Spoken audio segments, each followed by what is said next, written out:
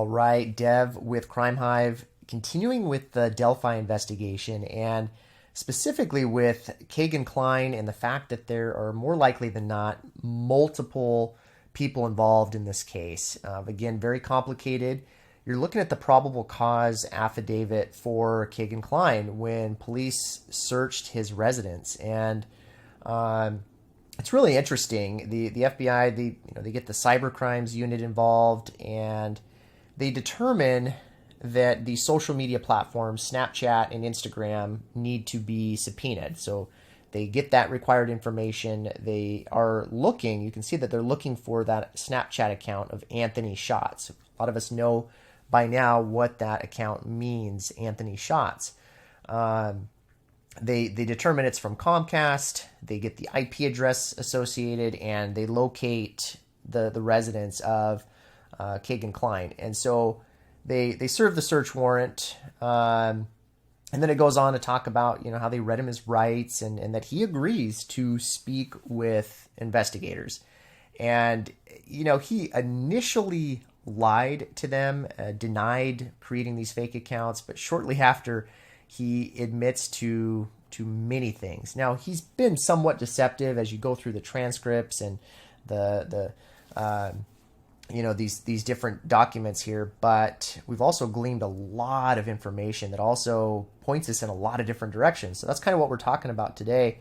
And he admits to creating this Anthony Shots profile and speaking to underage girls. So he starts admitting to all of this, and we quickly determined that he's definitely involved in porn and child exploitation, and the list goes on for a lot of these charges here. But he admits in the interview again that he was effed, and he should have left during this interview. He knew they had him, and they had already looked through all of his devices. They came back and interviewed him, verifying a lot of different pieces, which we'll talk about some of those pieces here. But he was polygraphed again. He was deceptive on the question about, did you know who was involved, who was the suspect in the Delphi case? And so he was very deceptive there.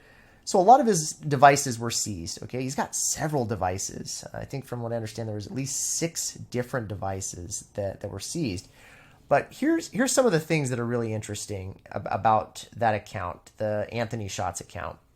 He says in these documents that he allowed multiple people access to that account, and then later on we talk about Murder Sheets, another podcast, and they've been following the investigation. He also states that he allowed his dad to use the account. Okay, now his dad, Jerry Anthony Kline. Okay, so his name is Anthony. The account is Anthony Shots. It's believed that Anthony also used that account. Okay, and we'll get into that here in a little bit. But I want to keep going through. So they start going through all of his data. They go through his iPhone. It's named Kegan's iPhone. I mean, just all this information's there. They start looking through all the images, and we're seeing images of possible drugs and even a black handgun associated with Kegan. So that's pretty interesting. So we know there's weapons involved, and there's this other persona named Emily Ann. Okay, so it's another persona used to speak to underage girls, and then I'll share some other interesting things about that specific account under Emily Ann here in just a second. A lot of this stuff's blacked out, redacted. We don't have a lot of information from that, so I'm going to skip through some of that real quick. Matter of fact, I'll just pause this. Okay, another area here in the document. He did try to factory reset these devices, some of these devices, and law enforcement was still able to recover a lot of data. Some of it was unrecoverable, but they found all sorts of info, including web searches that he searched for, which we don't really know what those searches are, but it's certainly in relation to the case. And then continuing through this was really interesting here. This is what I wanted to get into about his father. Some red flags here with his father. Now, again, he's not a suspect from what we understand. He's not really in the light of this case right now, but he seems connected to it in a lot of different ways. And here's one of those ways. We're looking at the fact that there were the user also used two profiles, Kegan Kline and Emily Ann. Okay, and then conversations were found on the device where Emily discussed how she had sex with Kegan and his father at the same time. So we know that these accounts were grooming young girls, and when you're saying things like that, one just it just leads you to believe that possibly the father's in on this or is involved in some way with this to put that information out that it's not just with Kegan, it's with his father as well, and so that right there was very bizarre when I saw that, and then there's more. I'm going to get into more about his father as well, but continuing through here. Okay, so he tried to delete multiple items off of his phone before turning it into law enforcement. So law enforcement sees all this. They do the digital forensics examination, and a lot of this is still recovered. He tries to delete the apps from the phone. He deletes Snapchat, and then he ends up reinstalling it. Same thing with Instagram. So he shows this pattern of being deceptive, deleting all this information, trying to get rid of it. Yet he was very cooperative with law enforcement. He just kind of gave in and gave him a lot of this information. Matter of fact, he even contacted law enforcement later on to tell them, oh, by the way, I have another device that you guys never found. You guys never collected this device, so here you go.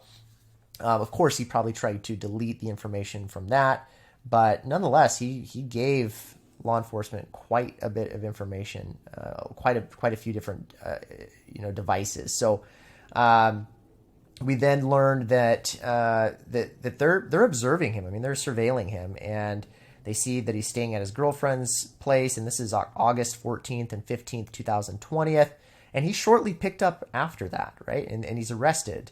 It took a few years for him to be arrested in relation to this case, but they certainly they were methodical. They built this case, and then it leads to some of the other aspects, which we'll get into. Let me show you some of these articles.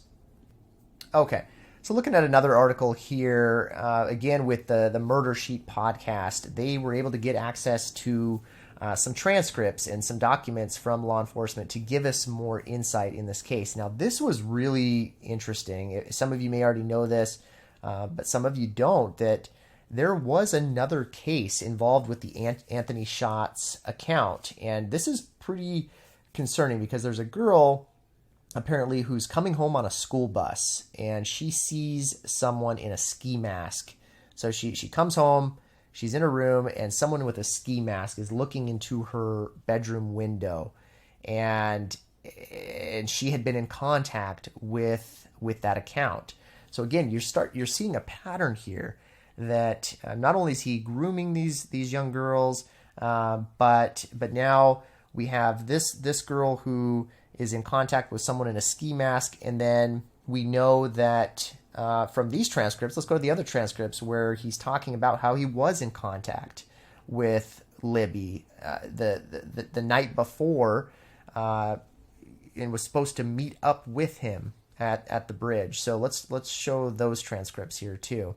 Okay, and I have the transcripts over here too, and so you can go through a lot of this information and see. This is just easier to get access to it right here. So. In the transcripts, they're saying, do you remember a girl that you ever talked to, named Liberty German, right? And police are saying, right, you talked to her and you admitted to talking to her. And he's like, I don't think I ever did though. And police are like, you admitted to talking to her. And then he's like, and then they remind him for a few hours at a sleepover, and then you blocked her because she was annoying. You remember? He's like, you're right. Yeah. And then he agrees. So he agrees that he was in contact the night before she went on the bridge, right? And then she went missing, and then she was later found dead. right here, a couple pages later in the transcript, the Anthony Shots account was supposed to meet Libby on the Delphi High Bridge the day she died.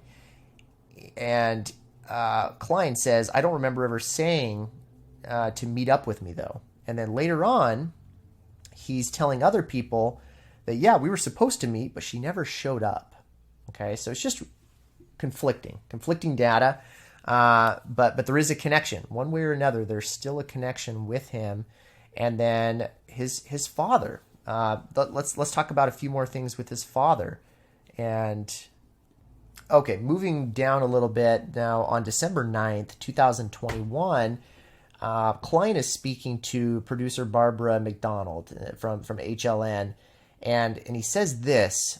So McDonald's saying, do you think you're going to be charged with anything related to Abby and Libby's murder?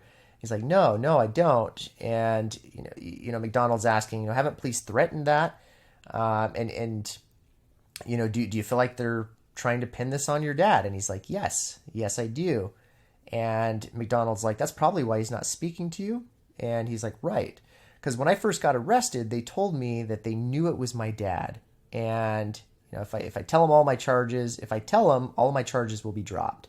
So it sounds like from some of these documents, police know that there were multiple people using the Anthony Shots account. Okay, there were multiple users. They even have metadata that shows that there were multiple people logging into that account. So right there, we know that there's another person somehow involved in that. Now, again, is the link there with Delphi, right? That's still all speculative, right? But there's still this connection here with it. Now, again, this is his father here. We more likely than not know that he's not the bridge guy. Richard Allen obviously is in custody right now for the murders. He does look very similar, but again, he seems to be connected with this potential case. So this is his father. This is Kline, Kegan Kline right here, currently still locked up.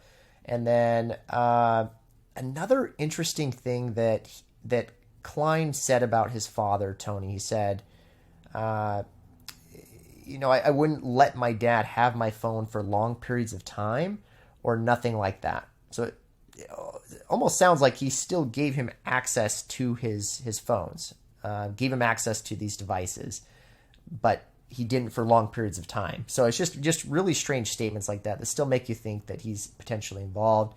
And then again, just looking at Jerry Anthony Kline's record, he's got some criminal charges. I mean, battery resulting in bodily injury. He's got another case here. Criminal, he's got some other criminal misdemeanor charges here. Let's see. We've got, so some of these dates are pretty old. We got 1988, 1989. But you've got the theft charge, the battery charge.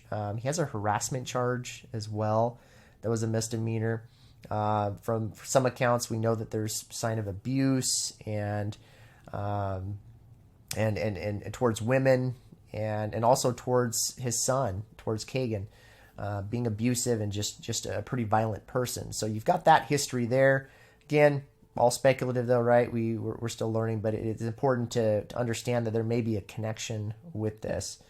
I'm gonna also cover the Iowa case here as well, because police are starting to really look into that, just because it's so similar to this other crime here with Delphi. So stay tuned for another video. I'm going to get into this case here with the Evansdale murders, with these two young girls that were killed, unfortunately. And I think this case should also be brought to light some more as well, regardless if it's not connected to Delphi. So I hope that clears up some information about Kegan, about the possibility that there's multiple suspects, and then of course the case goes on. So we've just got so much more to cover, and that's all I have for you today.